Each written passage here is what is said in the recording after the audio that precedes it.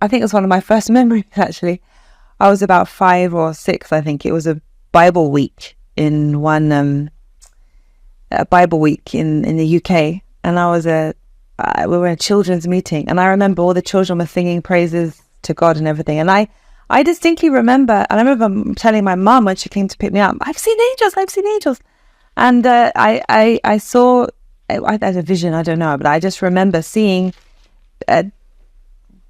with swords, like shining with swords, not like wings and everything, but I remember at 5 years old, I saw with a sword, like a very shiny sword, and very powerful people in white.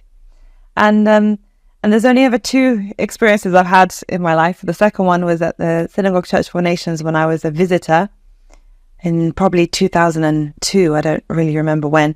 And we went to the prayer mountain, and those little prayer islands where you go on with a boat. It was a night vigil. The visitors were there. And it was very wet, moist, like the dew in the morning. It was probably about 4 or 5 a.m. And I just suddenly looked up and I saw, I don't know whether it was a vision but I just saw behind the trees, I saw like the same thing. But when I was 5 years old, I saw the swords and very tall, shining men. That's what I saw. And both those experiences, because I've never told Prophet Joshua about this, and he just nodded his head and said, yes, they were angels.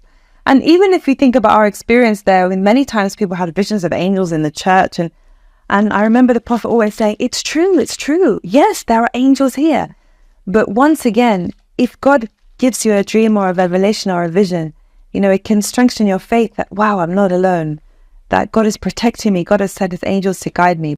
18 years ago, when I was just 22 years old and I graduated with a first-class honors in Spanish and Latin American studies, the world was in front of me. I could have gone so many places.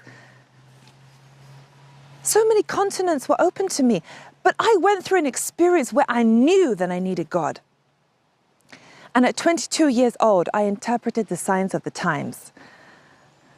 I was awake to the need that I needed salvation in my heart. I'd wanted Jesus to come to my heart, and I followed the call of God to go to Lagos, Nigeria, and become a disciple of Jesus Christ under the ministry of Prophet TB Joshua.